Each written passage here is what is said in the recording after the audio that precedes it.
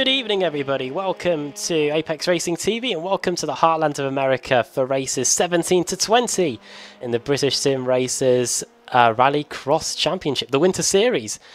Joining me, Adam Bath, in the commentary box for this one is Alex Simpson. In the car tonight is Andrew Woodhouse, and I think all three of ourselves have picked up our first award thanks to Dennis Melchert. We've got the Best Voice Award, Alex, and I think it's the first of many awards, hopefully, for us. Yeah, love that. Thanks, Dennis. Appreciate getting that. Nice little surprise when he said, "What's your address?" wasn't it? We're in Atlanta then. We were here in the Mazdas, and once again, like Silverstone Southern last week, it's another track that really suits this car. Right? It's a bit of an undulating track. Yeah, I think this will be a really good one, actually. Like you say, lots of undulation. The curbs here can be quite unpredictable with, you know, a normal sort of race car, but I think these will just sort of soak them up quite nicely. And yeah, we saw Andrew just a moment ago just going grass trekking as well, so that's one thing about the rally car. It doesn't mind if you go off too much, so it should be an interesting race, actually. We'll bring him in quickly. Hopefully it goes better than Brands Hatch GP, but Woody, how's it going out there? It won't go better. No, it's all right. I've just like a quiet evening, so I'm going to go in the car, I think, and see what happens. But I'm very slow, as I am. This car, for some reason, I just can't quite. I just don't get it, really. But we'll see. We'll see what happens. I'm not okay in the rally stuff, but yeah, well, yeah, 13th place is the reverse grid pole, so that'll be 3 pole positions for me. There you go. Excellent. All right, boys, have a good one. yeah. We'll hopefully the same for you as well. Well, Alex, is a better stat than having the Dirtiest Driver Award, which I think I got for last season's BSR TC. Yeah, you did. Yeah. It wasn't too much better for you either in the Le Mans race, but we'll run you through the starting grid then for this opening race. Josh Thompson starts on the pole position, the only driver to get into the 56s in the qualifying session. Michael Evdoka starting in second, Ross McFarlane third, Dan Brown in fourth, fifth Steve Hefford, sixth Joe McDonald, seventh is going to be Thorstein Helgeson in that very good monster liveried car. Stephen Burke in 8th, Kip Stevens 9th, 10th Max Wright, Craig Evans in 11th, 12th Scott Malcolm, 13th Andrew Woodhouse, and Callum Spencer is in there as well. I doubt Alex Merns could be taking the start. He usually turns up to the sessions but doesn't take part in them. So we'll wait and see on that one, and it won't be too long now before we get this show on the road. Good to see a Beetle contingency at the front there. The Fords seem to have had it the last few race meetings. All on the grid now. Getting set to go here for race 17, 4 races, 10 laps in length, and of course we'll have the reverse grid at the end. No need for the wheel today, we'll just be doing the fulls. Alex, last week at Silverstone we also had the fuel issue as well, so I wonder we'll see that here today. Yeah, when you said 10 laps, I did wonder. I thought, that seems quite a lot to me. So we'll have to see, I guess. Waiting for a couple of people just to make their way to the grid. So, long them out a little bit. In the full 2 minutes of time to get ready. I wish I didn't have to start on the corner, though. Well, I know you'll be good off the line. I know you'll be good off the line, Woody, because you told me what to do, and it helped me out brilliantly at Laguna Seca. So right. Wait and go. I just hope I don't hit the guy in front. Here we go then. We'll wait and see. The lights are coming on. And now they're green. Look at them power away there as Josh Thompson launches himself off from pole position. Michael Evdoka to cover his tracks from Ross McFarlane behind into the first corner, but McFarlane says no to that and goes around the outside and goes off. That's going to allow Evdoka, Dan Brown, Hefford through as well in the JCB livery car and the monster livery too of Stephen Burke and Helgeson. And look, who's that up the inside? That is Stephen Burke. Very wide there is the Martini livery car of Kip Stevens. But for the most part, Alex, everyone through without too much contact. Yeah, seemed like a good start for everyone. I think it was Max Wright at the back? No, it wasn't. It was Callum Spencer. He just didn't get going off the line. It looked like it was like a delayed reaction or something. Might have been on purpose, I'm not sure. But yeah, we'll see. Callum Spencer won race 2 at Laguna Seca a few weeks back. wheel to wheel here between Ross McFarlane and the Doritos car as someone goes off across the chicane there. Through the final corner, car 127, that is McFarlane versus car 14, Stephen Burke. The two make contact and they go off. No need to worry about that because it's four-wheel drive and they'll be able to get back on. And now up the inside goes Ross McFarlane into turn one, but Stephen Burke, Alex, getting his elbows out right from the get-go. Yeah, why not? I think you know, you can do coming down on there, and these cars will happily go onto the grass and not lose too much time and traction. So I think if you can muscle your way through, that seems to be the way of things. Oh, and off the Dan Brown and the Ford of Steve Hefford. Hefford into the tyre barrier and collecting Stephen Burke. What was going on there? Have a look on the replay. Dan Brown. Oh, it was a lot of contact, more contact in the Beetle and the Ford.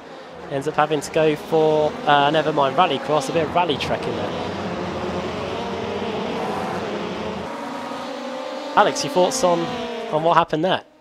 Yeah, I just I'm really not sure really why he went off there, but obviously come back on, and Burke was going off as well, and unfortunately they just seemed to meet as one was going off and the other was rejoining. Just a bit unfortunate. I think I think the most important thing is they're both still pointing forward, and what the heck has gone on that they're now these front two are 4.7 seconds up front. Yeah, what this Ross is done. McFarlane is crazy. They're just absolutely shot away in just 2 laps. Yeah, Ross McFarlane has now found himself in 3rd place after all that went on, and now he's got to close that gap to Michael Evdoka and Josh Thompson. I was worrying that Thompson would be uncontested here due to no Nicole Foggy, but Evdoka's putting on a really good show here in the Shell V Power Beetle. And I'll tell you what, Alex, he's looking like he wants the lead right now as we go through the final corner. Yeah, getting very close. And pack behind also very close. And there he goes. To the inside, just slides it into turn 1. Thompson tried to get back underneath, didn't he? But Evdoka just planted the car on the apex. It was a lovely move. And yep, Thompson's going to have to find his way past. Once again, these two have been very close on sort of lap time pace for the last few race meetings. And yeah, good to see Evdoka up there and at the front. Thorstein Helgesen's had an issue at turn 3. He was in 4th place. He now finds himself down in 8th. So the monster liveried car having issues as we approach the halfway stage, and Evdoka having to defend the inside line going through the chicane, and now up over the top of the hill where we saw a few cars having a bit of contact in the Mazda MX-5 races. Thompson has a little look at the inside there going through the final corner. Onto lap 5 now. Race order: Evdoka leads, Thompson 2nd, McFarlane 3rd. Then it's Dan Brown and Craig Evans 4th and 5th. They're about half a second apart. Then Stephen Burke, Joe McDonald, Kip Stevens in 8th, 9th Thorstein Helgesen, and 10th is Scott Malcolm. Andrew Woodhouse had a good start to the race, gained 3 positions, but now finds himself at the back of the field. And as things stand, will be on the pole position for the 2nd race of the day as Thompson and Evdoka again go through the long right-hander. And Evdoka covered the inside line on the previous lap, but Thompson might try and see if he can get this move done on this lap. There he goes. Look further back as he goes for the move. He did the dummy on him. That was a fantastic move with a bit of contact as well, but I guess if I got away with it at Laguna Seca, I think Thompson can get away with it as well. Yeah, I think it's all fair, isn't it, in this sort of series when it's like that. You know, it's not over the top as Evdoka goes way onto the grass coming through the final turn, and all of a sudden he's back in front. Yeah, he managed to blast past him on the straight. I wonder if Thompson was either being courteous or he's got a problem with the car. He's back at the inside. Contact made, and again Thompson is through into the lead. This battle's just going to go on and on, isn't it? We're on lap 6 of 10. Hefford, they're getting very close as well. We're a 10th apart as across the start-finish line. Max Wright's right there. Scott Malcolm as well. Yeah, good forecast scrap this. Steve Hefford in the JCB Ford. Then we've got Callum Spencer in the Northern Lights Beetle. And then we've got Max Wright in the Kaleidoscope of Colour Monster Energy car there in the Beetle. And then Scott Malcolm in 13th place. not too, also pretty close, is Stephen Burke and Dan Brown, another Northern Lights liveried Beetle there as they go through the final corner. They've also got Craig Evans just in front of them, so a 3-car scrap here. Ford Beetle, as we now got 4 laps to go. I wonder if Dan Brown could shape up the Doritos car of Burke here as we go up over the top of the hill and into turn 3. We saw Thompson do a move here on the previous lap. It's all closed up again here. Here comes the Beetle at the inside. Very close to contact there. And has Thorstein Helgeson crashed, Alex? I think he might have done. Yep, it's just recovering now. Let's have a little look at that back, see exactly what happened. Oh yeah, he gets hit in the back. They were 3 wide, weren't they, going through? That was turn 1, and then yeah, just that little tap from behind just sent him. He was already sort of struggling, I think, with the car. Just sent him around. On to lap 8 then. 57.2 from Thompson. 57.2 as well. Slightly fractionally quicker there, Michael Evdoka, on the previous lap. We're still yet to see if any fuel saving may be taking place. However, Alex, Ross McFarlane, 57.0 on that last lap. He's coming. Yeah, just what I was about to say. I mean, he was 4.4 seconds back. He's now 1.2. So give it a lap or so. I think he's going to be there. You never know. He might be able to put in some sort of move going into the final lap of this race. But it's all been because these guys have been battling pretty fierce up front. He has. Thompson and Evdoka been knocking spots off each other in the last few laps. 5/10 of a second between each other now. But I wonder if that could close up in the later stages. Dan Brown versus Stephen Burke. I think that's just been an overtake. Yep, it is. The Beetle of Brown past the Beetle of Burke. And he's up into 5th place, 1 position lower than where he started. Josh Thompson, he's pushing. He puts in a new personal best, 57.235. Evdoka 57.4, and the same for McFarlane as well. So the Radicals car of Thompson putting in a very good lap where it mattered, and the gap still remains at half a second as we have 2 laps to go. Yeah, 2 more of those and be able to take the victory fairly comfortably in the end, I think. But I think Evdoka is going to give it up. He's pushing hard, using all the track and the curbing through the S's. Actually built up a extra 10th or so on this lap from McFarlane as well. So McFarlane's charge seems to have been halted. Well, the thing that will help these drivers out if they do run out of fuel is that it is a downhill run to the finish. It just depends when you run out of fuel, right? That's it. You don't want to run out just going up it, do you? Because you won't have the drive. So, but still, it's a long way down that hill, you know. Yes, you'll make it to the start-finish line, but still a lot of time to lose. And we saw that at Silverstone. You know, the guys were running coming out of Stowe, and you know, people were 2-3 cars could get them by the time they reached the start-finish line.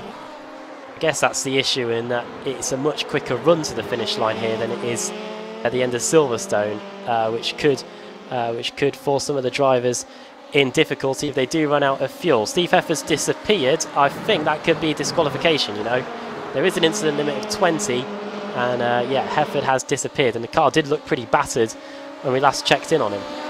So you have to do well to get to 20 in 10 laps. That's some going. 2 incidents a lap, basically. Into the final chicane then. Josh Thompson, as the gap has closed down a little bit on this final lap, but it looks like the Radicals car is going to come through and take victory here. I don't think he's run out of fuel. No, he hasn't. No issue of Josh fuel Thompson there. wins. All top 3 through with plenty of fuel to spare. What's going on? Steve Burke and Evans, they were side by side. Still side by side as well. Burke's going to get this one, I think. Although the cut back from Evans, maybe he might nick it. It's Burke by 300ths. Wow. Kip Stevens just behind there. And everyone else just filtering their way across the line. Scott Malcolm takes 11th place. Thorstein Helgeson going to come across the line and take 12th. Max Wright putting a personal best on that final lap of the race. So he's getting to know the track in this one. And now here comes Andrew Woodhouse in the Beetle, sliding his way through the chicane. Oh, and he's still sliding now. Andrew can block Woodhouse. Maybe not there, but across the line he goes and takes 13th place. Just like Ken Block. Checkers or wreckers, or checkers and wreckers in that situation. More, Well, like he did. more like a mental block, I think, didn't it? Pen block. Oh dear me, so slow. Oh, it's pole position, like I said, for race 10. You did beat Steve Hefford, who got DQ'd, so... Oh, well, I beat a person who couldn't play by the rules. Oh, dear. Poor Steve. Race, finishing order then for the opening race of the evening. Josh Thompson takes the win. Michael Evdoka just half a second behind in the end. Did lap slower though by Thompson on that last lap. Ross McFarlane finishing in third, then Dan Brown fourth, Stephen Burke in fifth, and Craig Evans sixth. That was very close at finish between those two. And Kip Stevens seventh, Jen McDonald eighth, Callum Spencer in ninth, and then 10th for Max Wright, 11th Scott Malcolm, 12th Thorstein Helgeson, 13th place it is Andrew Woodhouse. And then Hefford 2 laps down, and yeah, Alex Walensky not taking the start. I don't think we're going to be seeing him here today. I think he's just overseeing the sessions. Right then, we will take a break here on Apex Racing TV, and we'll get ourselves set for the second race of the evening, where Andrew Woodhouse will be starting on the pole. We'll see you in a few minutes.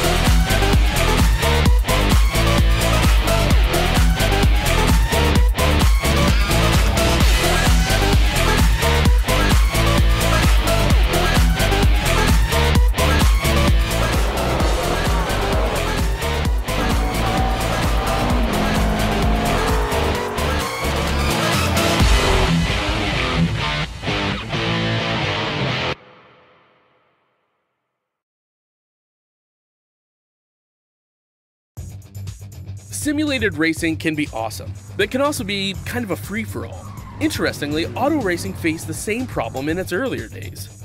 Whether it was on the back roads, the beaches, or the city streets, the racing was fun. But there was always a certain level of chaos and danger, until some folks came along and put some order to all of this.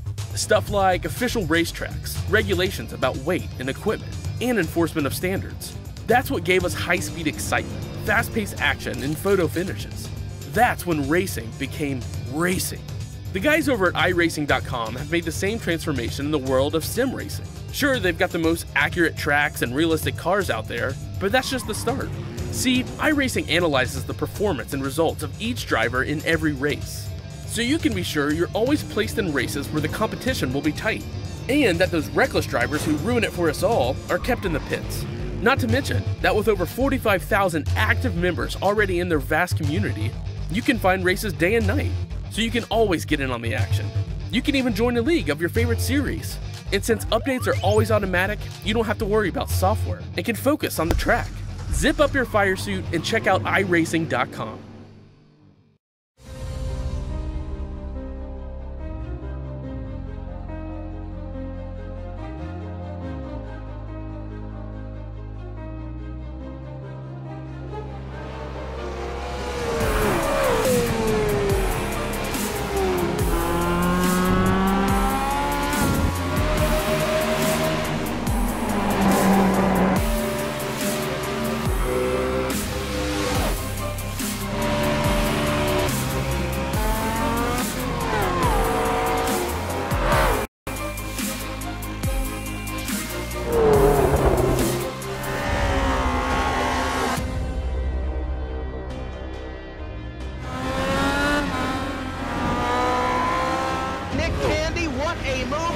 In the outside, contact made. 56 slides it at a 4. Who's going to be at the stripe? Dead even. Give it to Ryan Truex. Truex is your winner over Tandy.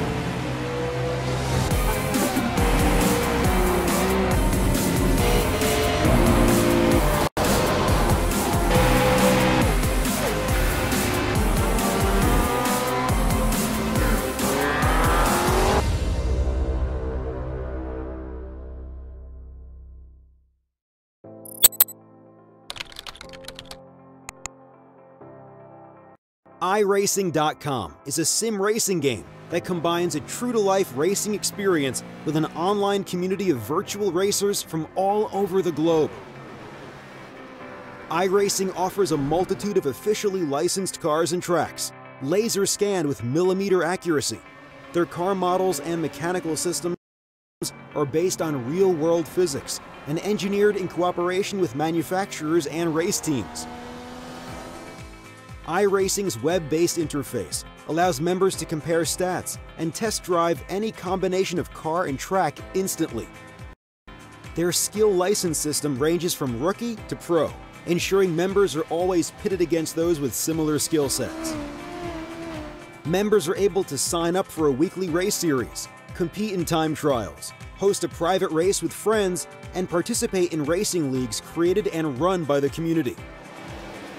With over 60,000 members, iRacing works in partnership with renowned motorsport organizations like SRO Motorsports Group to deliver virtual races based on the real-life Blancpain GT series. iRacing's Blancpain Endurance Series features team racing, giving members the ability to build a team and participate in races ranging from 3 hours to 24 hours. Additional partners include NASCAR, IMSA, V8 Supercars, IndyCar, allowing members to race in their very own 24 hours of Spa, Bathurst 1000, Daytona 500, and many more. iRacing.com, delivering the most authentic racing experience short of getting into a real race car.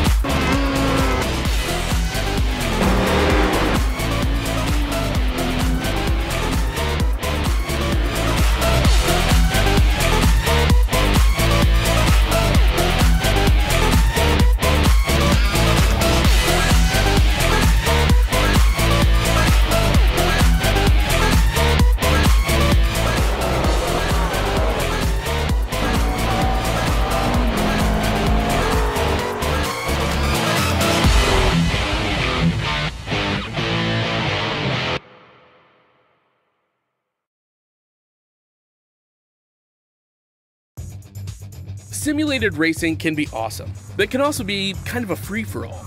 Interestingly, auto racing faced the same problem in its earlier days. Whether it was on the back roads, the beaches, or the city streets, the racing was fun.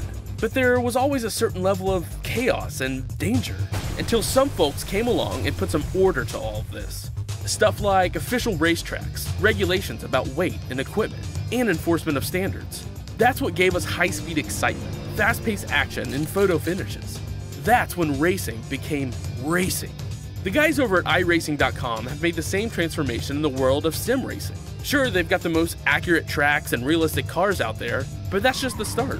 See, iRacing analyzes the performance and results of each driver in every race, so you can be sure you're always placed in races where the competition will be tight, and that those reckless drivers who ruin it for us all are kept in the pits. Not to mention that with over 45,000 active members already in their vast community, you can find races day and night, so you can always get in on the action. You can even join a league of your favorite series. And since updates are always automatic, you don't have to worry about software and can focus on the track. Zip up your fire suit and check out iRacing.com.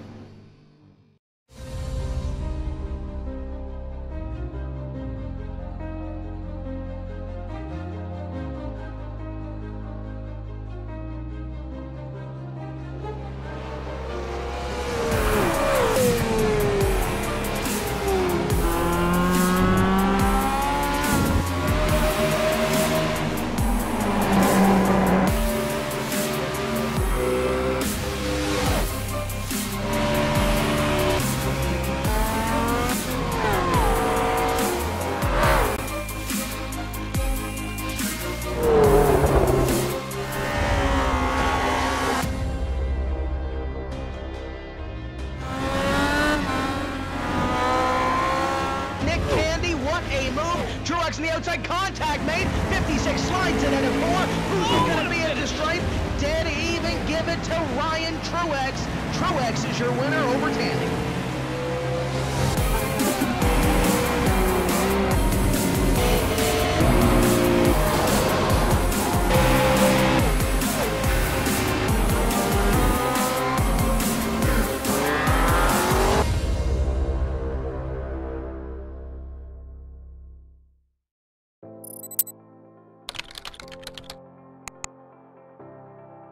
iRacing.com is a sim racing game that combines a true-to-life racing experience with an online community of virtual racers from all over the globe. iRacing offers a multitude of officially licensed cars and tracks, laser scanned with millimeter accuracy. Their car models and mechanical systems are based on real-world physics and engineered in cooperation with manufacturers and race teams. iRacing's web-based interface allows members to compare stats and test drive any combination of car and track instantly. Their skill license system ranges from rookie to pro, ensuring members are always pitted against those with similar skill sets. Members are able to sign up for a weekly race series, compete in time trials, host a private race with friends, and participate in racing leagues created and run by the community. With over 60,000 members, iRacing works in partnership with renowned motorsport organizations like SRO Motorsports Group to deliver virtual races based on the real-life Blancpain GT series. iRacing's Blancpain Endurance Series features team racing, giving members the ability to build a team and participate in races ranging from 3 hours to 24 hours. Additional partners include NASCAR, IMSA, V8 Supercars, IndyCar, allowing members to race in their very own 24 hours of Spa, Bathurst 1000, Daytona 500, and many more. iRacing.com, delivering the most authentic racing experience short of getting into a real race car.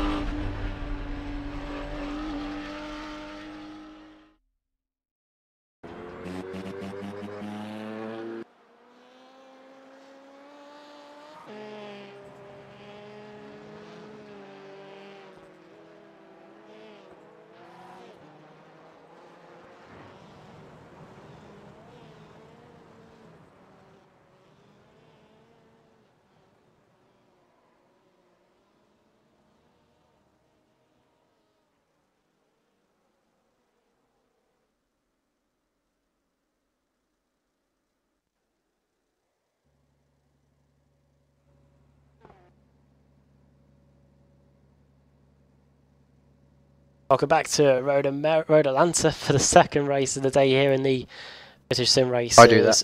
Rallycross Show. It's And me. very easy to do. Starting on the pole position then is Andrew Woodhouse, Alex Simpson, along with me, Adam Buff, here in the commentary box for this one. And Forstein Helgeson starting in second, Scott Malcolm third, Max Wright fourth, Callum Spencer starting in fifth, McDonald sixth, seventh is Kip Stevens, then Craig Evans, Stephen Burke, Dan Brown, Ross McFarlane, Michael Evdoka, Josh Thompson, and then Steve Hefford. And Andrew Woodhouse has been tinkering with the setup during the break, and it might allow him to lead a lap. We'll wait and see. So waiting for everyone to get on the grid now, and we'll have 14 cars for this one. No mercy. Woody, that's what needs to be done, mate. Cover every corner. Give him no chance to get by.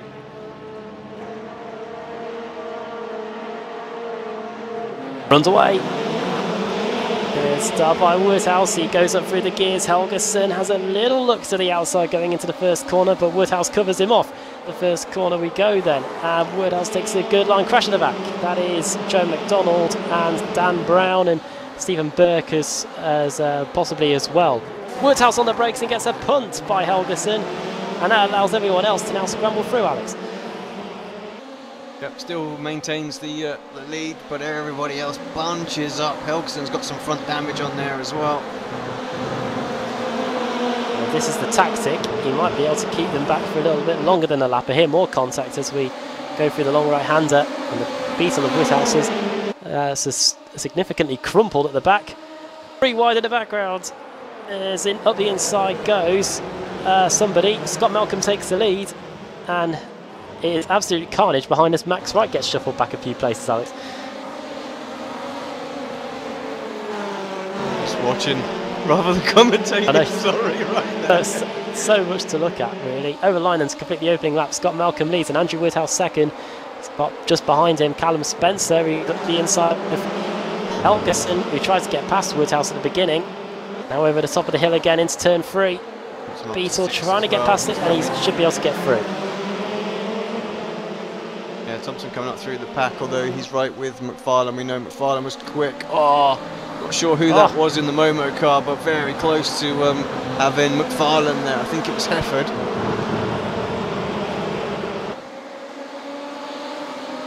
For the long contact. Thompson! That's one. Oh, big one. Takes McFarlane with him, does he? Yes, yeah. He does. McFarlane up and over. Will it roll back onto all fours? Come on, he's hoping and praying. There it is. Get going, son.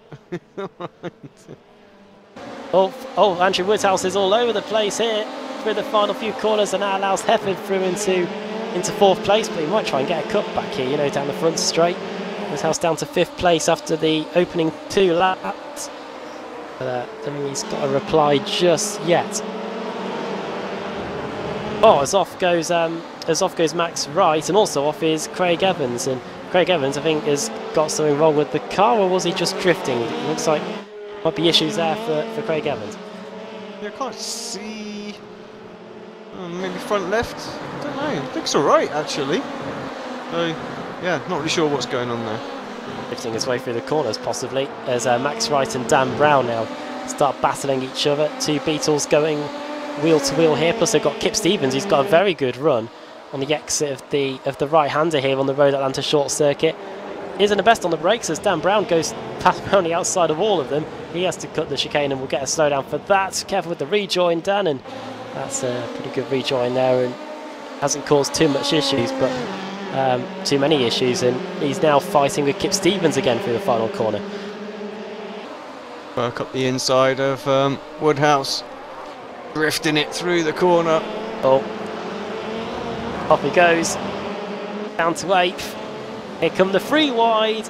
Stevens tips into a slide. Woodhouse locks all of the tyres and goes off with Stevens, and that's Brown and Evans through. His Martini car. Haven't seen that for a little while. Just hopping across the track. Rejoins. Thank you. Those are the elite Martini cars there. Gets past Woodhouse. That's bit of argy-bargy there between Kip Stevens and Andrew Woodhouse. I think I did that once back in the day in the BSR TC. Thorstein Helgeson then versus Steve Hefford. I think this is Hefford just getting through into fifth. Yeah, he has just gone through. So, looking good after what was a terrible first race for Hefford, wasn't it? So look at some way off there. That's Stephen Burke in the Doritos VW. What a moment that was for him. So looking like at the front now, is Callum Spencer doing anything to get in and amongst Scott Malcolm? The answer is on the moment. He does have the fastest lap of the race, but only did a 59.4 on that last lap, and the gap is around 0.8 of a second. However, judging from his form in recent weeks, he probably has the pace to hunt him down if he can get some laps in, as we've still got just over half the race still to go. Yeah, just looking at the lap times, they're pretty even. Helgeson and Evdoka. Yeah. Very close, side by side, through the chicane. Michael up another place, showing his good pace out there tonight. Evdoka was 1.2 seconds quicker than Scott Malcolm on the last lap, and as he comes across the line now, he does a 59.3, which was the same, but he was getting past Helgeson as it's all kicking off in the background between Helgeson and Stephen Burke. What a cutback that is by the Doritos car, and that is Burke through into 5th place. Helgeson started second on the grid, now down to 6th place. Just want a Dorito. Well, with some salsa dip and I'm good to go. Oh, some Pepsi too on the front. Other crisps and soft drink are available. and post.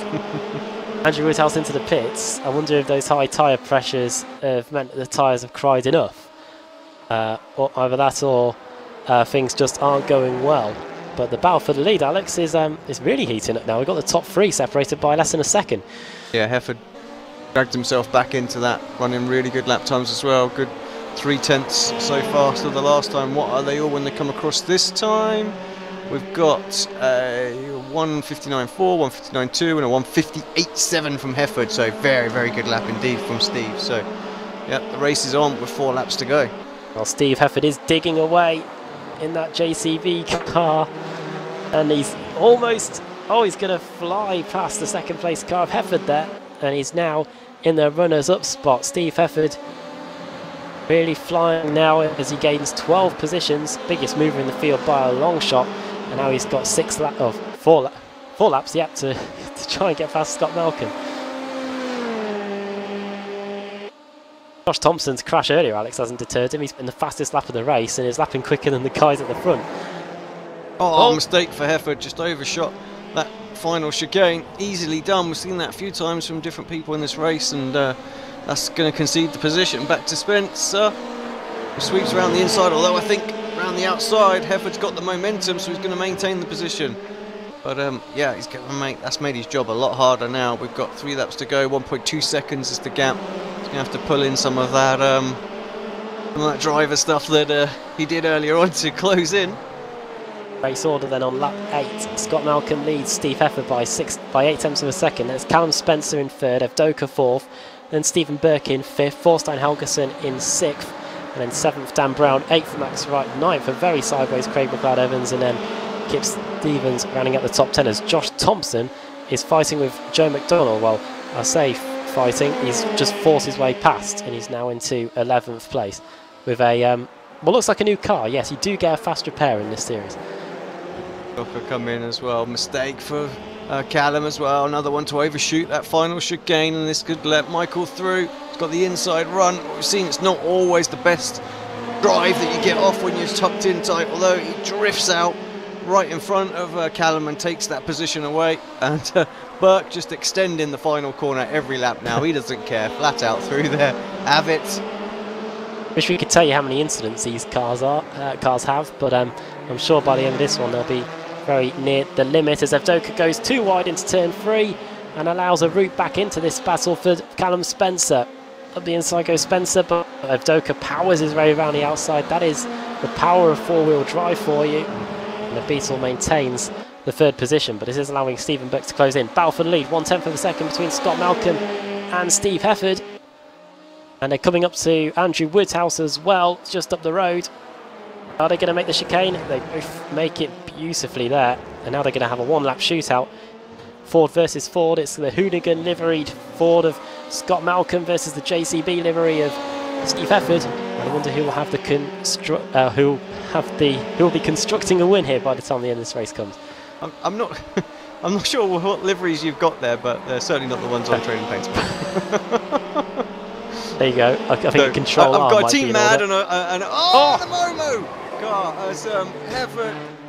Malcolm, sorry, just gets that tap from the side, sends the car into a bit of a slide. He's recovered, but I think he's going to drop out of the podium positions. Yes, because Spencer gives him another little love tap, shall we say, for his worries there, and knocks him all the way down to 5th. So unfortunate for Scott Malcolm, one lap away from victory. Well, this means that Steve Hefford is on course for victory. Andrew Woodhouse just needs to stay ahead, otherwise he will be 2 laps down without a reverse grid, and I think that is what's going to happen here. Andrew Woodhouse lets Hefford by, and through the final corner we go then. Kip Stevens, I think, has been disqualified on the final lap of the race. There's always one, isn't there? And Hefford takes the win. Second for Avdoka. Jeez, into the wall. That's Callum Spencer. And Scott Malcolm there. That's a big one. As long as they got across the line, they don't care, I don't think.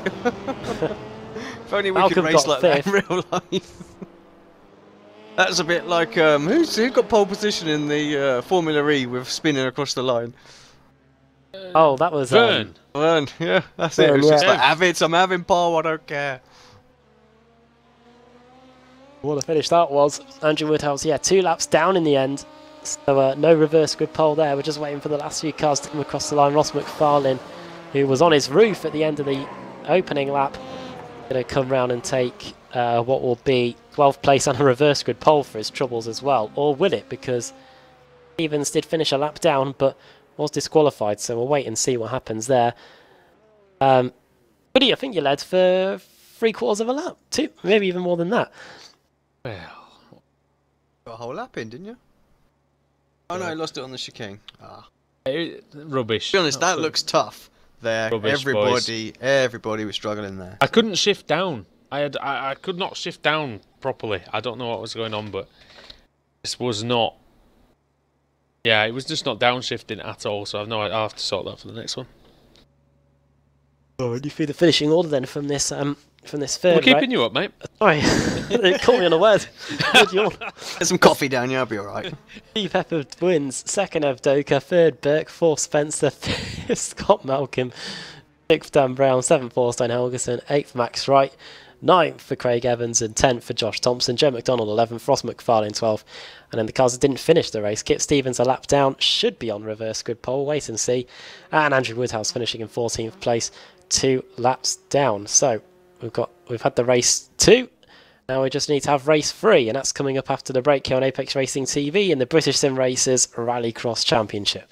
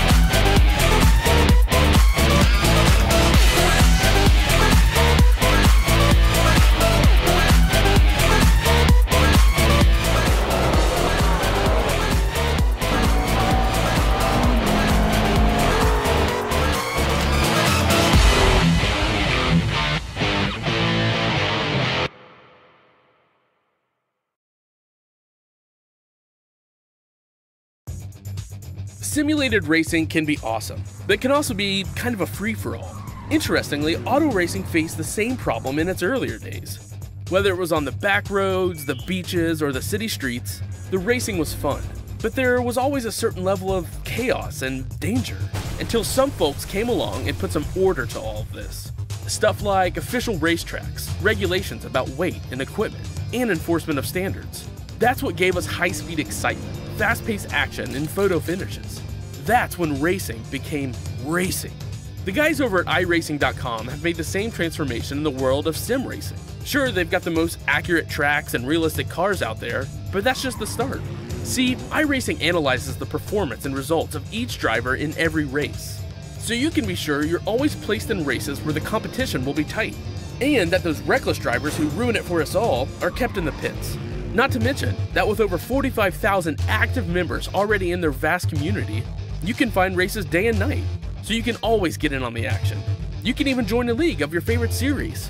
And since updates are always automatic, you don't have to worry about software and can focus on the track. Zip up your fire suit and check out iRacing.com.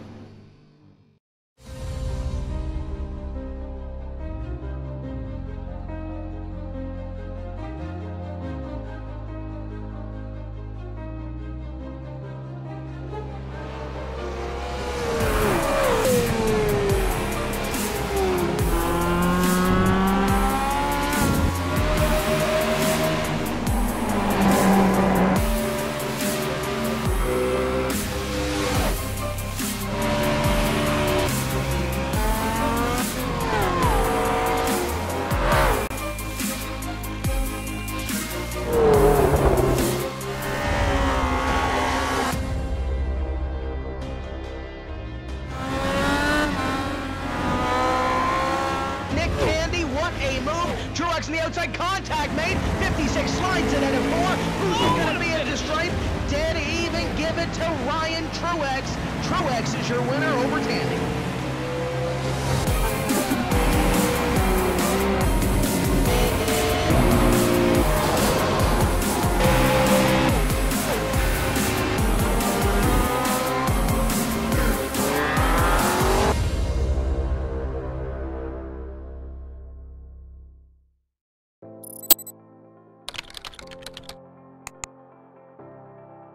iRacing.com is a sim racing game that combines a true-to-life racing experience with an online community of virtual racers from all over the globe.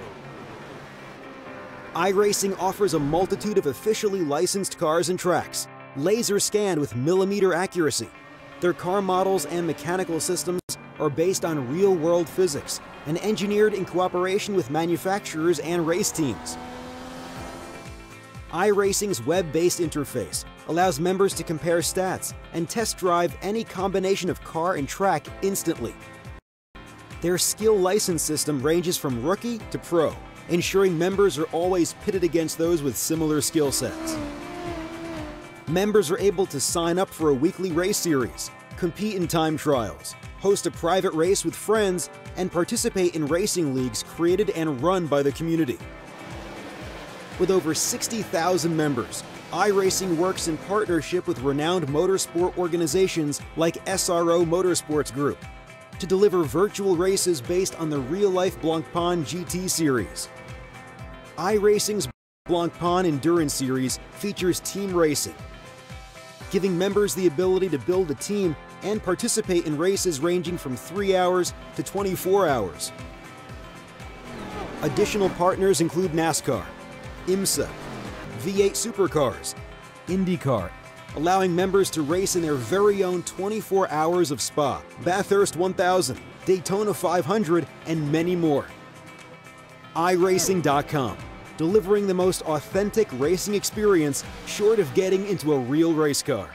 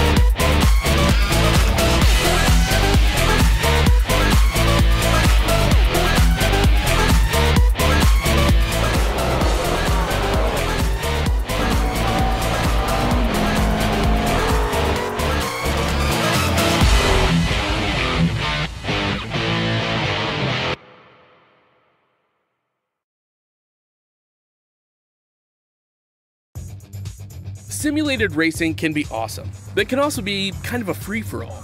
Interestingly, auto racing faced the same problem in its earlier days. Whether it was on the back roads, the beaches, or the city streets, the racing was fun. But there was always a certain level of chaos and danger, until some folks came along and put some order to all of this. Stuff like official racetracks, regulations about weight and equipment, and enforcement of standards. That's what gave us high-speed excitement, fast-paced action, and photo finishes. That's when racing became racing.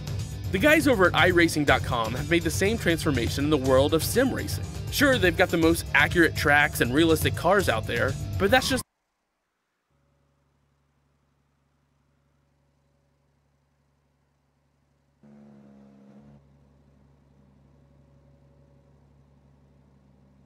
Welcome back to Apex Racing TV. Welcome back to Road Atlanta for the third race of 4. Kip Stevens starts on the pole despite getting disqualified in race 2. Then Ross McFarlane, Joe McDonald, Josh Thompson, Craig Evans, Max Wright, Thorstein Helgerson, Dan Brown, Scott Malcolm, Callum Spencer, Stephen Burke, Michael Evdoka, Steve Hefford in 13th, our race 2 winner, and Andrew Woodhouse starting in 14th. Alex Simpson joining me in the commentary box for this one, and we saw a pretty crazy finish there on the last lap, and with Kip Stevens at the front, I think we can expect some fireworks. Yeah, no doubt. Looking forward to this one as well. Race 3, always a good sort of feisty race, and the grid's quite mixed up actually. So we're going to have some interesting battles out there. And we are go. Good start by McFarlane, who takes the lead. Thompson through into second, Stevens down to third, and he's getting swamped here as we go through the first corner. That's Craig Evans going onto the dirt, and then up over the top of the hill we go into the second corner. All sorts of stuff kicking off here. Contacts, and around goes Dan Brown, and everyone has to scatter. He gets collected by the Doritos car. Stephen Burke, our race 2 winner, is off as well, and also off is Max Wright too. I'm going to see if I can get a replay of what went on there, because yeah, like you say, just all hell broke loose. On the driver you think we should focus on there? I think it might be Evdoka's over as well. I'd like to know how that happened. I'll come back to that one as well. Yeah. Then. We'll start with Dan Brown. Dan Brown going into turn 3. The Duff car quarter panels him. He spins, and then everyone else has to take evasive action. And Evdoka was caught in an instant before that even happened. That's why he's over.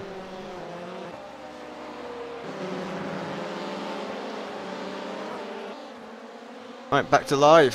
Where are we? Thompson in second behind McFarlane. These two been very quick all day. Stevens in third. He's got 3.9 second gap to Evans there as well. So that instant really separated the pack somewhat. Yeah, Craig Evans quite a way behind, 5 seconds. We saw that with Ross McFarlane in race 1, and he was able to get back in and amongst them by the time we got to the end of the race. But yeah, race order on lap 2 after all that kicked off is that lap 3 is that Ross McFarlane leads, Josh Thompson second, then it's 2 seconds back to Kip Stevens in third, then Craig Evans in fourth, Callum Spencer fifth, Andrew Woodhouse, biggest mover in the field, Alex, up 8 positions to 6th. Yeah, seems much more comfortable as well. 57.9 lap, much more like the rest of the field is doing out there. No. So did we just curse him? Well, don't listen inward. It makes it worse. Yeah, that's the last time we go to him this race. Ross McFarlane then coming under pressure from Josh Thompson here, and Thompson won the opening race. This time he hasn't had a crash like in race 2. You know, he's got a viable opportunity to get another win here.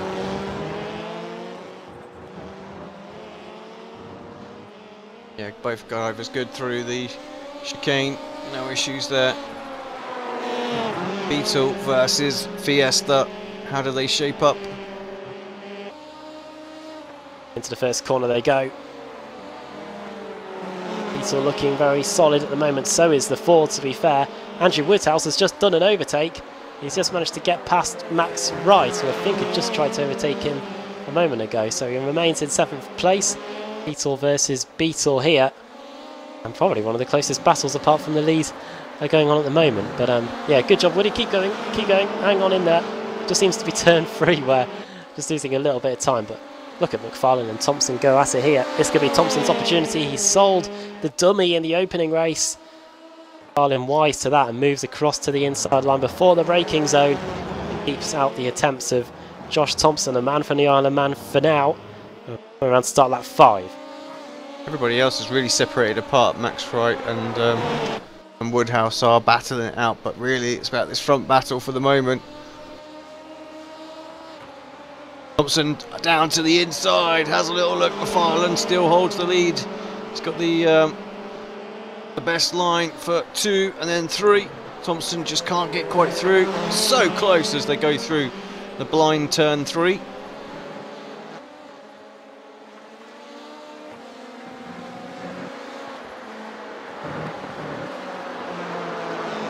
This as we now go through the right-hander. Onto the back straight again. Lap slightly bigger this time than it was a lap ago. Max Wright's crashed. Now what happened to Max Wright? He was attacking Andrew Woodhouse, but instead I think he's just attacked the wall. Yeah, a little lock up there. If I can get a replay of that.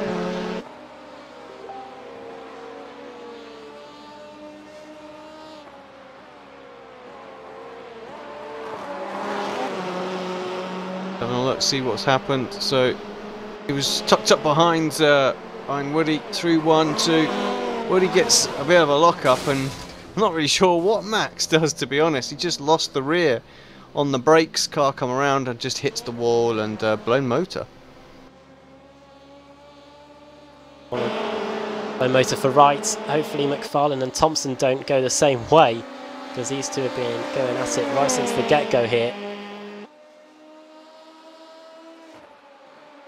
Okay, and we go then on lap 6 of 10, past the halfway point here.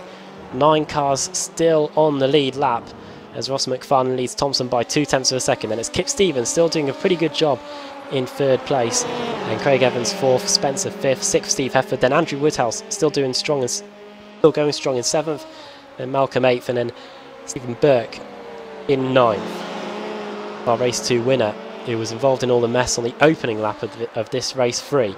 Of course, we've got one more race to go after this, and most likely another full reverse grid. And as things stand, it will be Joe McDonald that's going to be on the pole position.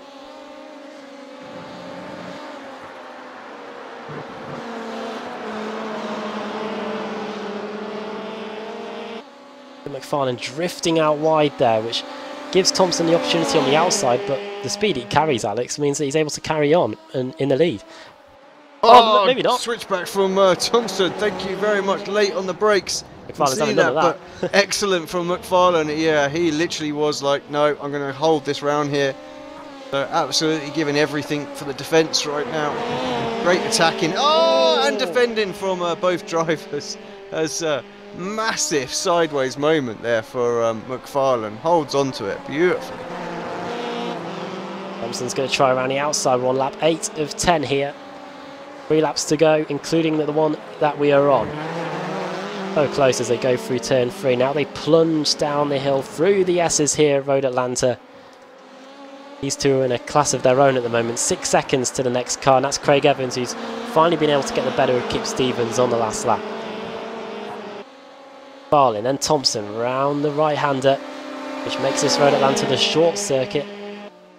Now on our way into the braking zone again. Thompson this time on the outside. He's going to try and do what McFarlane did to him.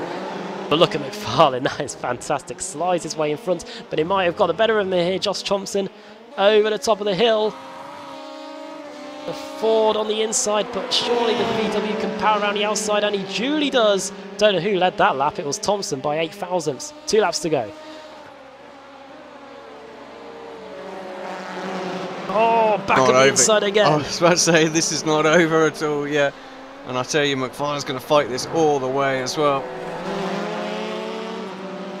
Yes, as we go again. Burke and Malcolm are quite close. Let's just quickly have a little check-in. Although Burke just makes a mistake and drops back a bit. Kip's not letting Craig Evans away. and those two are still battling. Back to the front though, 2 laps to go. How great is this? We've got... Oh, he's going to sell the dummy on him this time, is he? Very close there as we get on the brakes. Oh, nearly hits him.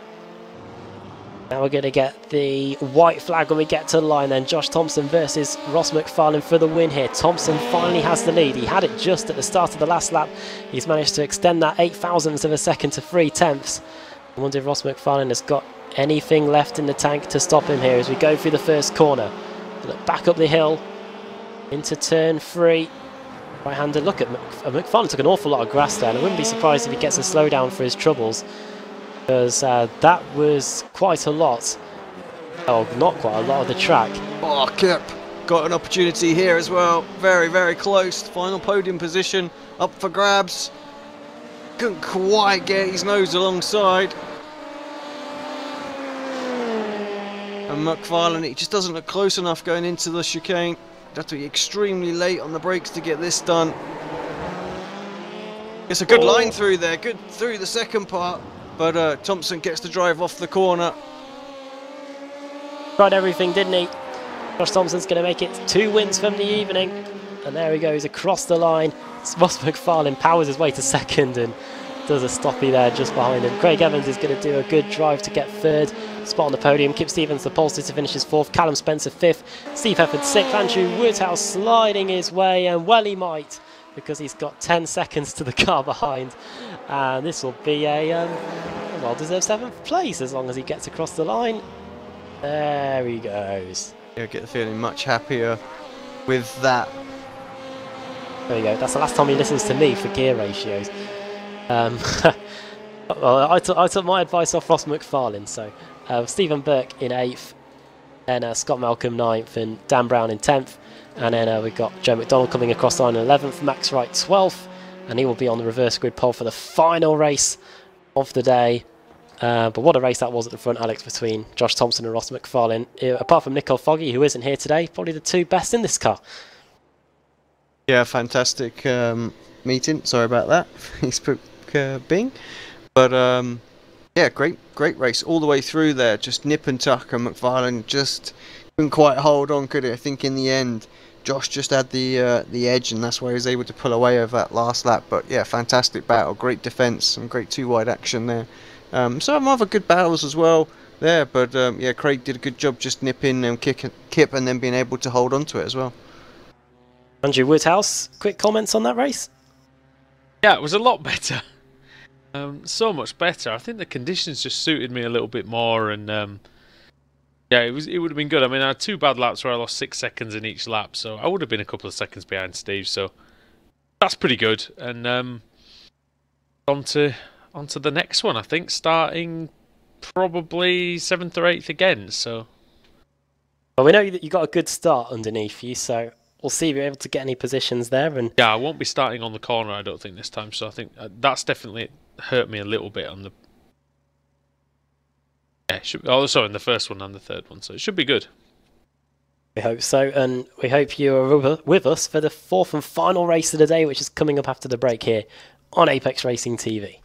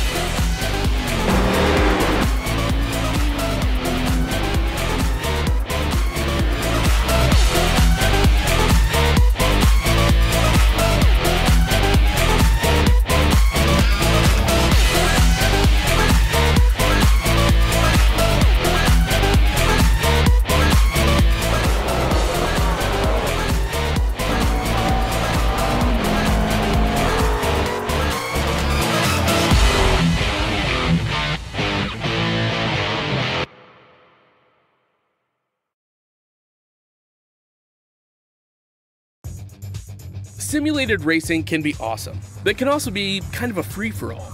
Interestingly, auto racing faced the same problem in its earlier days. Whether it was on the back roads, the beaches, or the city streets, the racing was fun. But there was always a certain level of chaos and danger, until some folks came along and put some order to all of this. Stuff like official racetracks, regulations about weight and equipment, and enforcement of standards. That's what gave us high-speed excitement, fast-paced action, and photo finishes. That's when racing became racing. The guys over at iRacing.com have made the same transformation in the world of sim racing. Sure, they've got the most accurate tracks and realistic cars out there, but that's just the start. See, iRacing analyzes the performance and results of each driver in every race, so you can be sure you're always placed in races where the competition will be tight, and that those reckless drivers who ruin it for us all are kept in the pits. Not to mention that with over 45,000 active members already in their vast community, you can find races day and night, so you can always get in on the action. You can even join a league of your favorite series. And since updates are always automatic, you don't have to worry about software and can focus on the track. Zip up your fire suit and check out iRacing.com.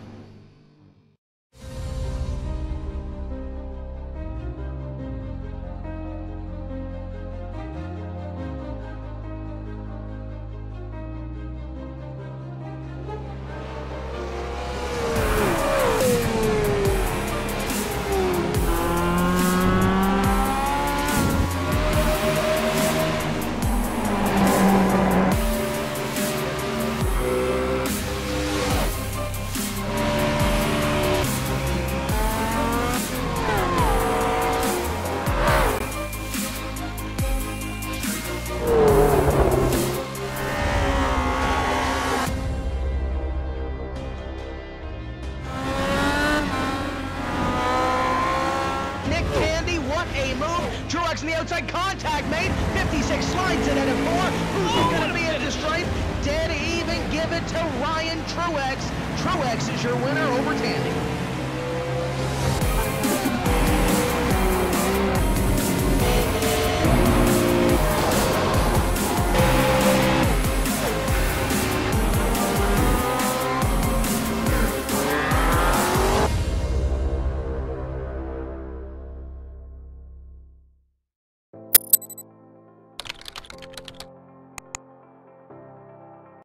iRacing.com is a sim racing game that combines a true-to-life racing experience with an online community of virtual racers from all over the globe. iRacing offers a multitude of officially licensed cars and tracks, laser scanned with millimeter accuracy. Their car models and mechanical systems are based on real-world physics and engineered in cooperation with manufacturers and race teams. iRacing's web-based interface allows members to compare stats and test drive any combination of car and track instantly. Their skill license system ranges from rookie to pro, ensuring members are always pitted against those with similar skill sets. Members are able to sign up for a weekly race series, compete in time trials, host a private race with friends, and participate in racing leagues created and run by the community. With over 60,000 members, iRacing works in partnership with renowned motorsport organizations like SRO Motorsports Group to deliver virtual races based on the real-life Blancpain GT series. iRacing's Blancpain Endurance Series features team racing, giving members the ability to build a team and participate in races ranging from 3 hours to 24 hours. Additional partners include NASCAR, IMSA, V8 Supercars, IndyCar, allowing members to race in their very own 24 hours of Spa, Bathurst 1000, Daytona 500, and many more. iRacing.com, delivering the most authentic racing experience short of getting into a real race car.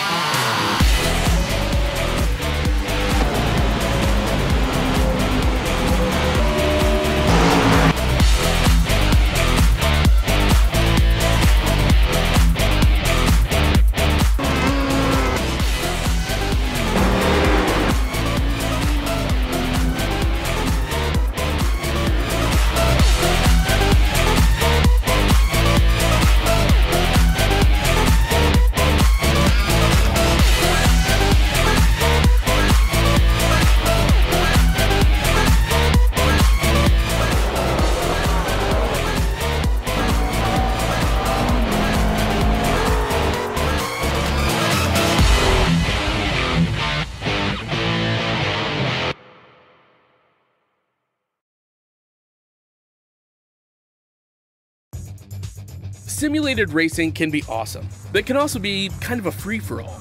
Interestingly, auto racing faced the same problem in its earlier days. Whether it was on the back roads, the beaches, or the city streets, the racing was fun.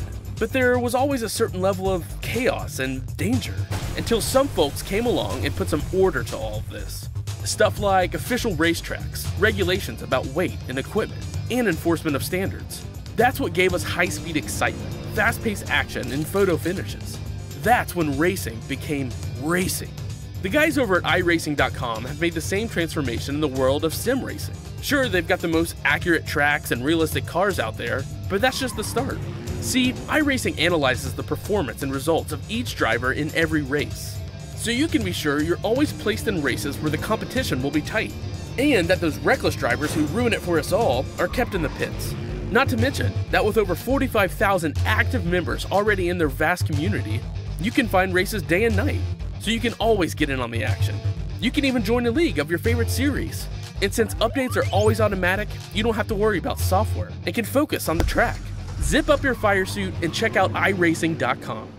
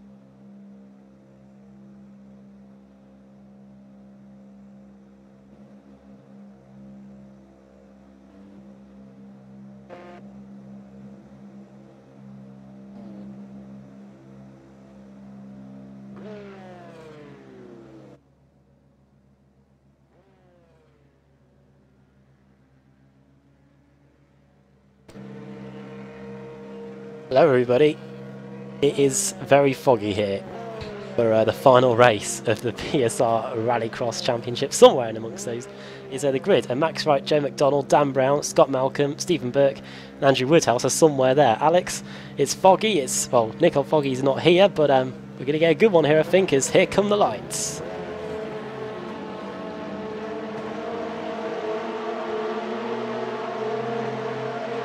Off we go. No one started second. Don't know where second place Joe McDonald was, but here they go into the first corner. They appear from the fog. Yeah. Oh no. Oh, off goes the leader. And now here comes the Doritos car, which hits Max Wright. Wright goes off. God. Try and recover that, Max. Somehow they've actually not gone completely crazy. Max Wright still trying to recover. Good start from Andrew Woodhouse, up 2 positions as we go through the S's. But contact. Who's that? Hip Stevens off. Well, Martini. Fiesta. Oh, just rejoined the circuit in front of someone. I guess he didn't realise that there was someone behind him. Joe McDonald has to take some avoiding action. Oh, my car was nearly standing up on its side under braking. Woodhouse, here he comes, Malcolm. Malcolm, who led for the majority of the opening race. Andrew Woodhouse. There we go. That's good. That's good. It can do that. And he was able to hold on, just about. But here comes Malcolm, and it's 3 wide into the first corner because here comes the Northern Lights racing car of Ross McFarlane. Yeah, Hefford right on Burke as well. Got close. Good line through the blind turn 3. The cones are just getting sent flying, and yeah, we can just about make the cars out through the fog. I don't know who that is. I think that's Brown, who's just trekking across the grass there. Hefford surely trying to shape up for a move here into the chicane.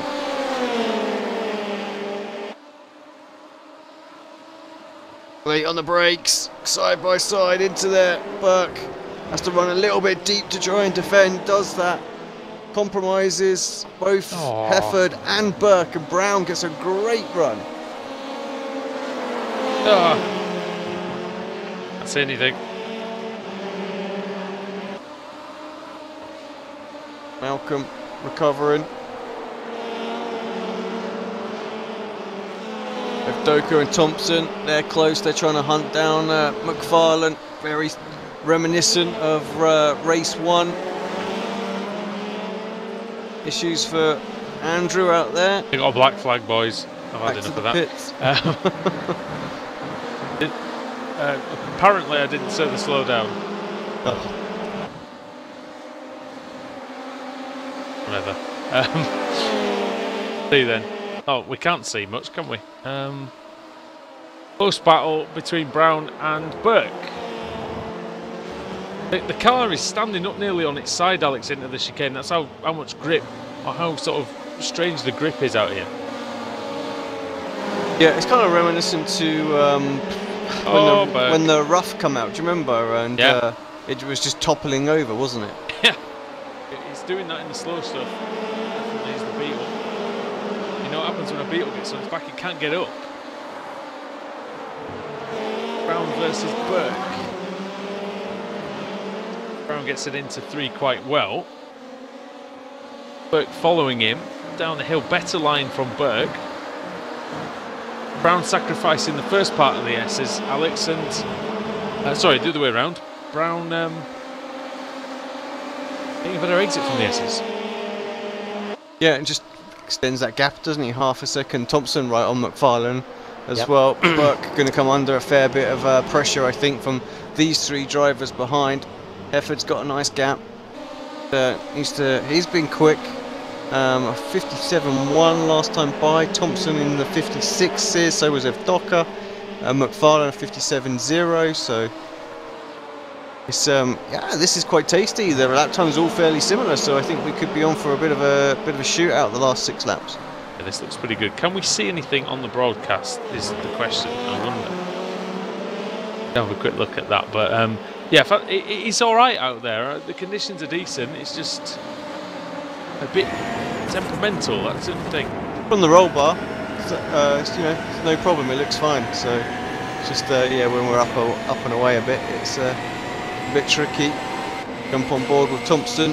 He's right behind McFarlane. McFarlane closing on Burke, having a little look, late move, just darts out on the braking. Burke runs way too deep. Thompson's gone through as well. So did Michael. All 3. Just Burke did well to avoid hitting Evdoka there. Sorry, I'm back. Back. How far is Thompson off the lead, though? That is the question. He's 2.1 seconds away with 5 laps to go.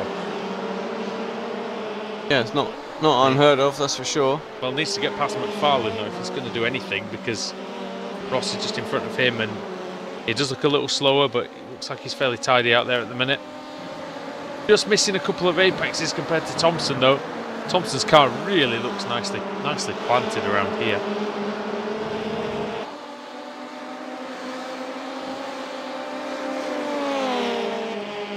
At the top of the hill we go then into the chicane we go then on lap 6. Thompson very close to Ross McFarlane. It's a repeat of race 3 here, isn't it, between those two? And I wonder if this could stop them getting to the front. That being said, Hefford has done well here today. Sorry, Adam, just to interrupt you. Callum Spence was going for a move on Thorstein Helgeson there.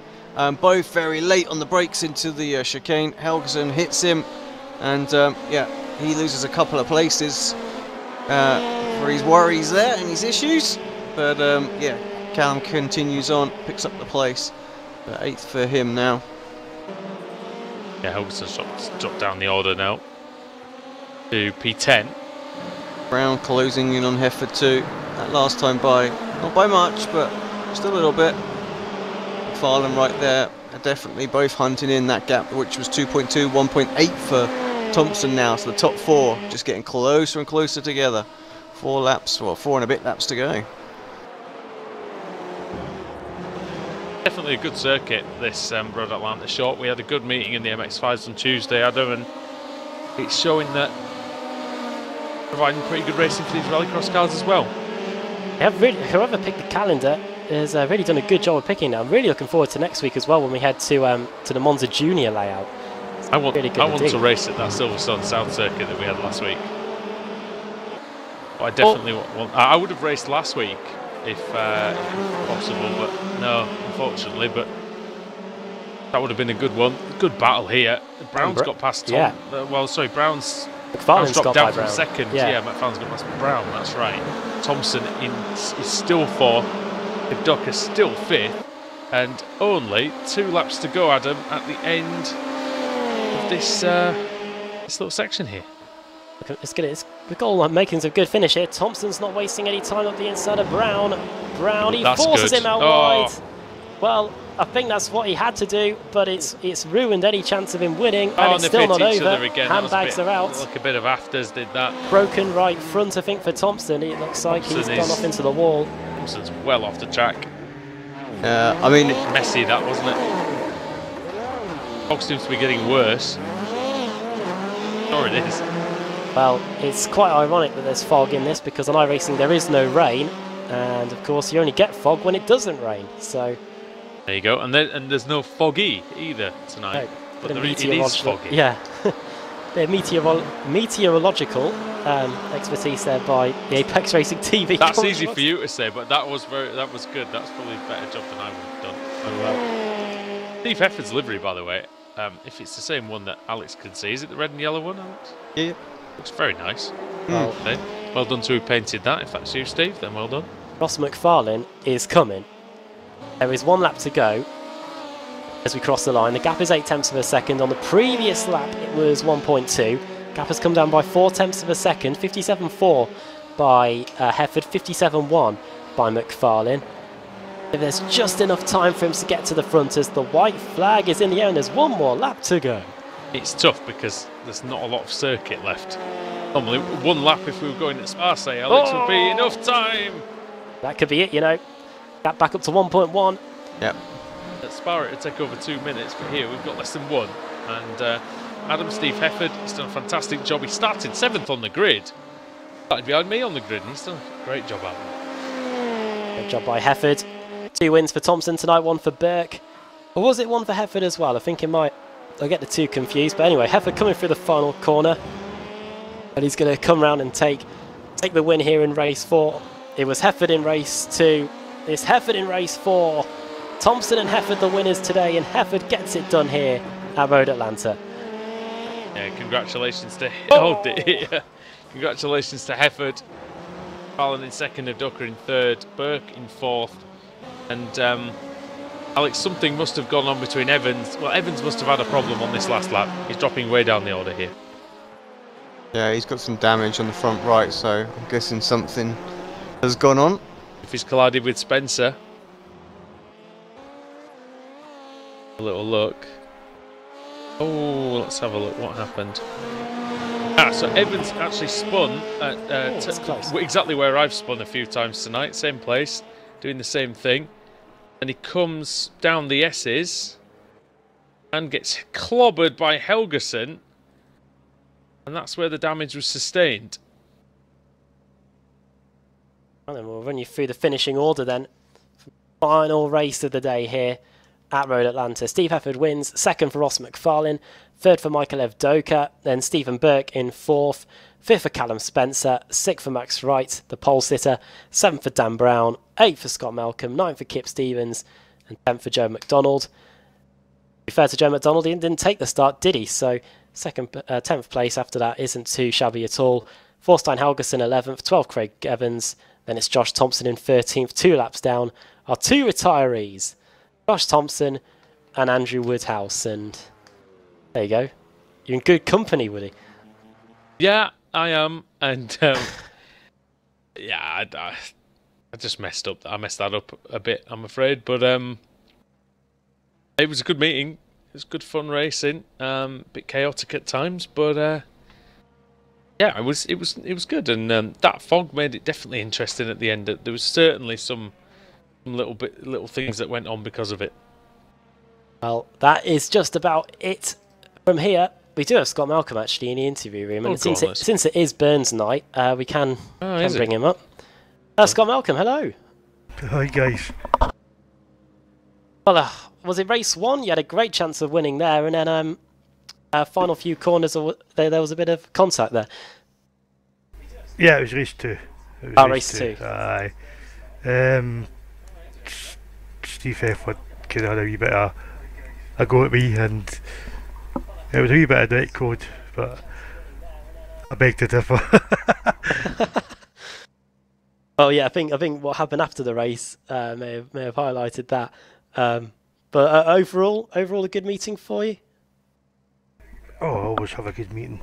Always here. I absolutely love this series. It's brilliant, laugh. It is. Oh well, we've had Andrew Woodhouse in the car today, and I think we've both agreed that it is a very difficult car to get a handle of.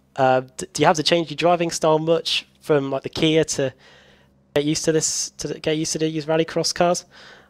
Oh yeah, definitely. I feel it's like you're kind of feathering the throttle a lot, and brakes to the throttle at the same time, and you're sawing the wheel a lot. And like my left wrist is killing me just now. It's maybe trying to tell me I'm getting too old for this stuff. Next week then, the Monza Junior layouts. Have you had much experience of that?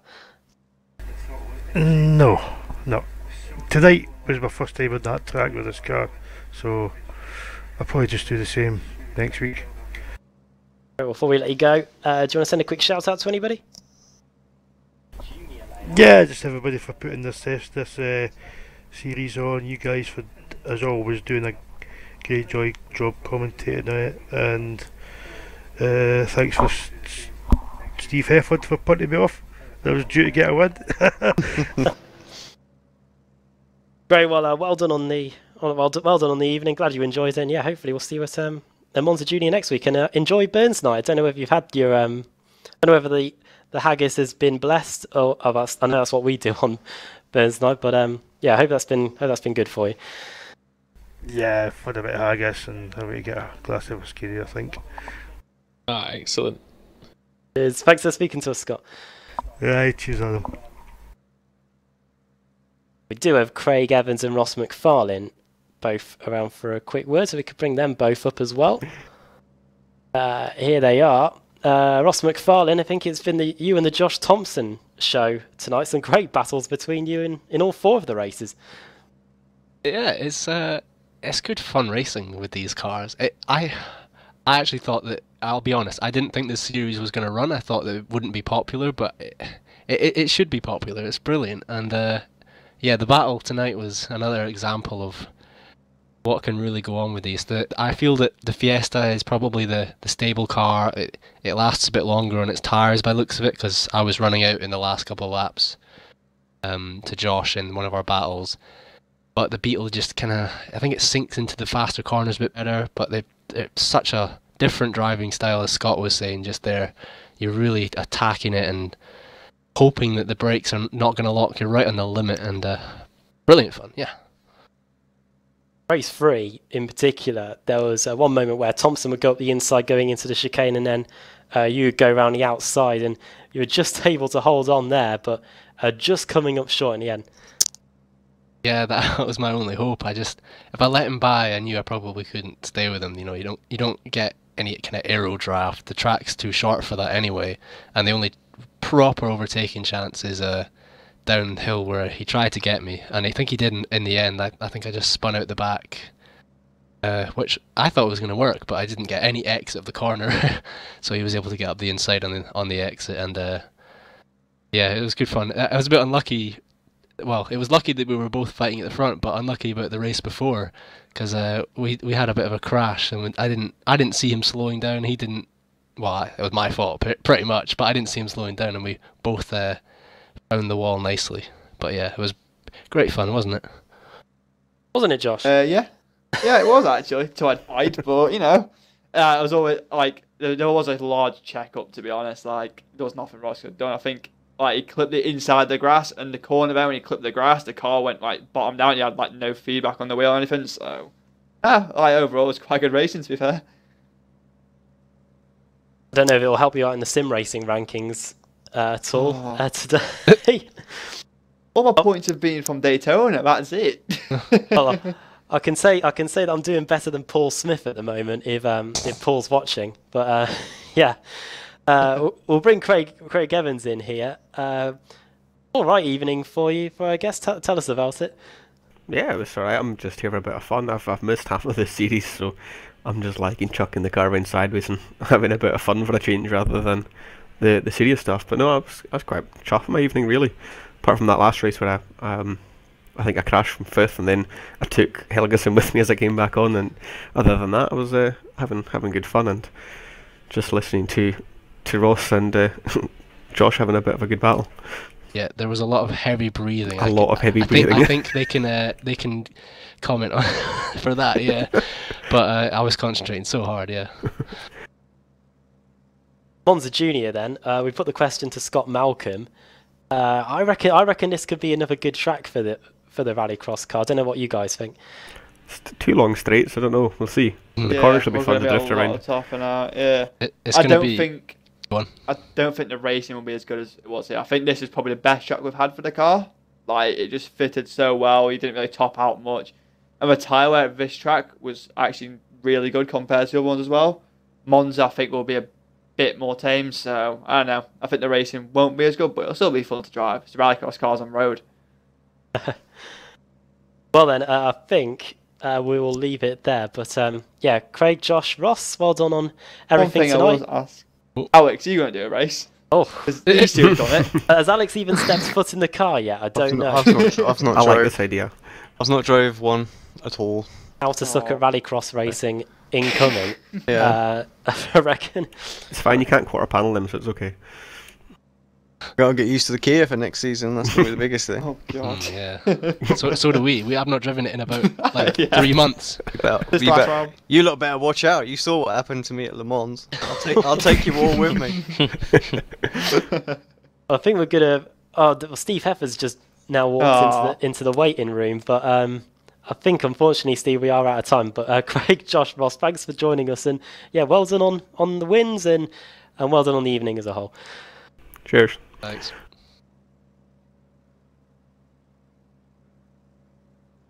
Right then, chaps. That's about it, Woody. 4 races in the end. Pole position as well. I don't know whether that gives you any sim racing ranking points. But No. But well, it looks like I might have got like 1 You would have got one for the 7th. you would have got one for the 7th. That's That's for sure. So you're on the board. That's the start. I might have got a point or something. I'll have to drive in something else soon, I think. No, it was good. It was good fun. Right then, this weekend is there V8 Supercars, Alex, or? There is V8 Supercars. There is I'm V8 not. Supercars. I'm not here. It's Paul Smith broadcasting, isn't it? Doing the actual broadcast, Yes. and Me. I think yourself, and Yes. I'm not sure, but I think Sam Fitzpatrick will be kicking about as well. So And then Monday, we've got Ritmatech Sports Car Series. Their next race meeting there. That will be, of course, 1:15 in the morning, Monday night. And the BSR MX-5 at Monza Junior. And the British Sim Racers Rallycross Championship will be at Monza Junior as well a week today. But all that's left to say is my thanks to Alex for joining me for all 4 races, and for Andrew Woodhouse for driving, well done, and also for joining us in the comms box for the final race of the day. And yeah, thank you for watching on Apex Racing TV. Make sure you give us a like and subscribe with your post notifications on, so you get all of our content first. And all that's left to say now is thanks very much for watching, and goodbye.